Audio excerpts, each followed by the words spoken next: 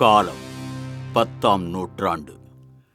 விஜயாலய சோழனின் பேரனான முதற் பராந்தகச் சோழன் மதுரையும் ஈழமும் கொண்ட கோப்பர கேசரி என்ற பட்டம் பெற்றவன். சோழப் பேரரசுக்கு அஸ்திவாரம் அமைத்தவன் அவனே. தில்லை சிற்றம்பலத்துக்கு அவன் பொன்கூரை வேய்ந்து சரித்திர புகழ் பெற்றவன். சோழ சிகாமணி, சூர சிகாமணி முதலிய பல விருது பெயர்களோடு வீர நாராயணன் என்னும் சிறப்பு பெயரையும் அவன் கொண்டிருந்தான். பராந்தகனுடைய காலத்தில் வடக்கே இரட்டை மண்டலத்து ராஷ்டிரகூட மன்னர்கள் வலிமை பெற்று விளங்கினார்கள்.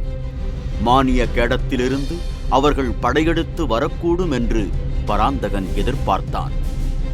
எனவே தனது முதற் புதல்வனாகிய இளவரசன் ராஜாதித்தனை ஒரு பெரிய சைனியத்துடன் திருமுனைப்பாடி நாட்டில் இருக்கச் செய்தான்.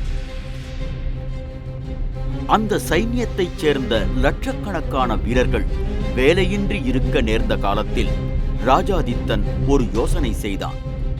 குடிமக்களுக்கு உபயோகமான ஒரு பெரும் பணியை அவர்களைக் கொண்டு செய்விக்க எண்ணினான். வட காவேரி என்று பக்தர்களாலும் கொள்ளிடம் என்று மற்றவர்களாலும் அழைக்கப்பட்ட பெருநதியின் வழியாக அளவில்லாத வெள்ள நீர் ஓடி வீணே கடலில் கலந்து கொண்டிருந்தது. அதில் ஒரு பகுதியை பயன்படுத்த எண்ணி தன் வசமிருந்த வீரர்களைக் கொண்டு கடல் போன்ற விசாலமான ஏரி ஒன்றை அமைத்தான். அதை தன் அருமை தந்தையின் பெயரால் வீரநாராயணன் ஏரி என்று அழைத்தான். வீரநாராயணன் ஏரி தெற்கு வடக்கில் 1.5 காத நீளமும் கிழக்கு மேற்கில் 1/2 காத அகலமும் உள்ளது. கொள்ளிடத்திலிருந்து வடவாற்றின் வழியாக தண்ணீர் வந்து வீரநாராயண ஏரியில் பாய்ந்து கொண்டிருந்தது. அந்த ஏரியின் 74 கணவாய்களின் வழியாகவும் தண்ணீர் பாய்ந்து சுற்றுப்பக்கத்தில் நெடுந்தூரத்துக்கு நீர்வளத்தை அழித்துக் கொண்டிருந்தது. அந்த ஏரி தண்ணீரை கொண்டு கண்ணு கெட்டிய தூரம் கழனிகளில் உழவும் விரை தெளியும் நடவும் நடந்து கொண்டிருந்தன.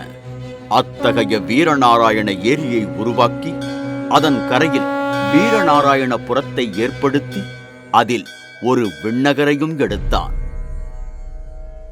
விஷ்ணு கிருகம் என்பது அந்நாளில் விண்ணகரம் என்று தமிழாக்கப்பட்டு வழங்கிற்று.